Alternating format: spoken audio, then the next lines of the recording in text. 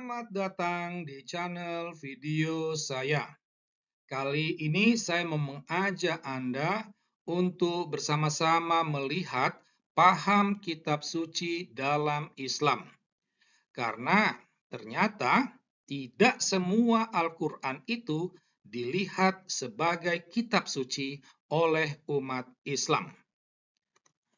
Saya berangkat dari cuplikan dalam buku Apakah Alkitab Bible Masih Asli? Ya, dan apa yang saya sampaikan ini itu diperteguhkan dalam komunikasi saya dengan seorang Muslim.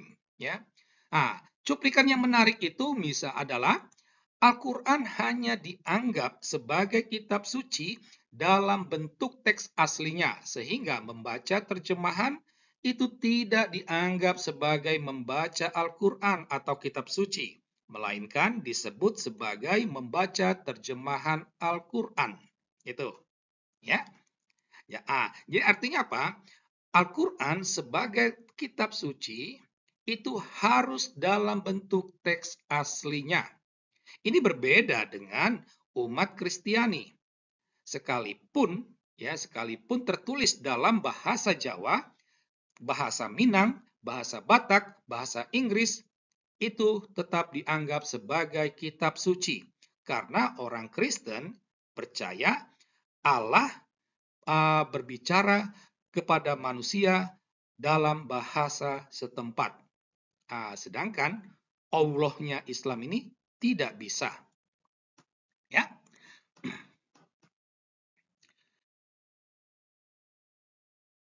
Jadi tampak jelas bahwa Al-Quran sebagai kitab suci itu dalam bahasa Arab, dalam tulisan Arab, sebagaimana tampak dalam layar kaca Anda ini. Ya, jadi apa yang tampak ini, inilah yang disebut kitab suci karena tertulis dalam bahasa Arab.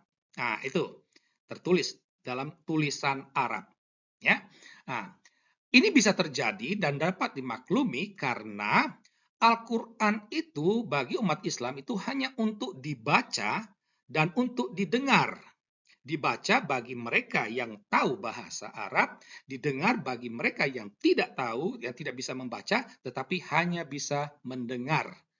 Jadi bagi umat Islam, Al-Quran itu bukan untuk dipahami. Ya, ini dipertegas oleh pernyataan dari Clarence Armstrong. Clarence Armstrong ini salah satu penulis Islam yang sangat dicintai, yang sangat digandrungi oleh umat Islam. Ya, banyak tulisan-tulisannya itu sangat populer di kalangan Islam. Nah, Clarence Armstrong dalam bukunya Sejarah Tuhan, dia mengatakan bahwa Al-Quran tidak dimaksud untuk menjadi bahan kajian secara pribadi, melainkan untuk pembacaan liturgis. Itu. Jadi di sini mau dikatakan bahwa Al-Quran itu pertama-tama bukan untuk dipahami, melainkan untuk dibaca, karena di dalamnya terkandung keindahan bahasa Arabnya. Ya, ini dapat dimaklumi karena membaca Al-Quran itu seperti menyanyi, ya, sehingga terlihat keindahan bahasanya. Terjemahan pastilah akan menghilangkan keindahan tersebut. Kami memberikan seperti sebagai perbandingan, ya. Di layar Anda ini ada teks lagu dalam bahasa Inggris dan dalam bahasa Indonesia. Itu. Bagi generasi 70 dan 80 tentu sangat familiar dengan lagu ini, ya.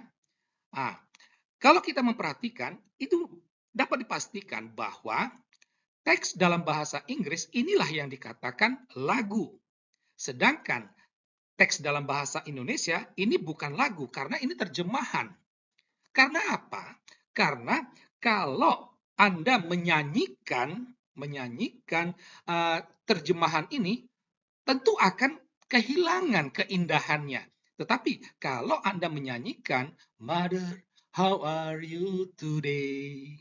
Kan terlihat keindahannya. Maka teks Inggris inilah yang disebut lagu, sedangkan teks Indonesia ini bukan lagu. Nah, kurang lebih seperti itulah dengan Al-Quran. Ya, jadi kalau diterjemahkan, itu bukanlah kitab suci. Nah, jadi inilah alasan awal orang mengikuti Muhammad. Bukan karena ajarannya, melainkan karena keindahan lantunan ayat-ayat Al-Quran. Ya, orang begitu terpesona dengan keindahannya. Ini dapat dipahami karena pengikut Muhammad waktu itu umumnya adalah orang bodoh dan buta huruf yang hanya suka dibuai dengan keindahan kata-kata. Ya, nah, salah satu contoh orang yang tertarik pada lantunan ayat-ayat Al-Quran sehingga akhirnya memutus untuk memeluk Islam itu adalah Umar bin Khattab. Ya, jadi sebelum menjadi Islam, Umar ini adalah musuh besar bagi Muhammad. Ada niat jahat Umar ini untuk membunuh Muhammad. Namun ketika ia mendengar lantunan ayat-ayat Al-Quran, dia begitu terpesona sampai-sampai hatinya yang keras itu luluh. Ya, sehingga akhirnya dia memutuskan untuk menjadi pengikut Muhammad. Ini Umar sendiri mungkin tidak paham apa arti dari lantunan ayat-ayat tersebut, tetapi dia begitu terpesona. Kurang lebih seperti itulah awalnya pengikut Muhammad. Jadi mereka hanya terbuai dengan keindahan kata-kata tanpa pernah memahaminya. Ya. Nah, menjadi pertanyaan kita sekarang itu adalah kenapa Al-Quran sebagai kitab suci hanya dalam bahasa Arab? Ya, itu. Kenapa tidak? Kalau dalam bahasa lain itu bukanlah kitab suci. Ada beberapa kemungkinan ya untuk menjawab pertanyaan ini ya. Yang pertama itu adalah fanatisme Arab. Jadi Allahnya Islam atau Muhammad ini mereka mau membangkitkan kebanggaan terhadap Arab ini sehingga segala sesuatu juga haruslah merujuk kepada Arab gitu. Ini kurang lebih seperti kalau kita ke Perancis, ke Jerman, di bandara itu sekalipun kita ngomong bahasa Inggris, bahasa internasional, mereka kadang tidak mau melayani. Mereka memaksa orang bicara dalam bahasa setempat. Jadi seperti itu, kurang lebih ya, kurang lebih. Mungkin ini semacam fanatisme Arab. Kemungkinan lain, Allah Islam ini hanya tahu bahasa Arab, ya. Dia tidak tahu bahasa-bahasa lain, taunya hanya bahasa Arab. Maka kemungkinan lainnya itu jangan-jangan Allah Islam ini bodoh gitu ya. Tidak pernah belajar bahasa-bahasa lain gitu. Ini hanya sekedar kemungkinan ya. Gitu. Kemungkinan berikutnya itu ya pengikut Muhammad ini adalah awalnya itu adalah orang bodoh dan buta huruf. Mereka nggak bisa berpikir. Mereka hanya suka dibuai dengan keindahan kata-kata, dengan janji-janji manis surga itu, ya. Itu. Atau Allah Islam ini tidak mau wahyunya ini dipahami, ya. Oleh karena itulah dua hal terakhir ini bertentangan dengan sikap orang Yahudi dan Nasrani pada waktu itu.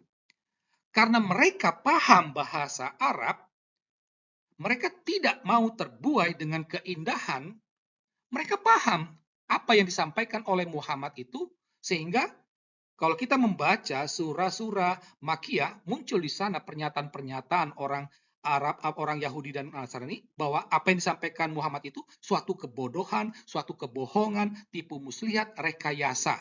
Karena mereka paham bahasa Arab. Itu. Kemungkinan lain, ya Allah Islam ini mau memaksakan kehendaknya agar umat manusia memahami bahasa Arab supaya bisa memahami dirinya. Ya, jadi kalau tidak paham bahasa Arab, mereka tidak akan bisa memahami dirinya. Demikianlah tinjauan kami tentang paham kitab suci dalam Islam.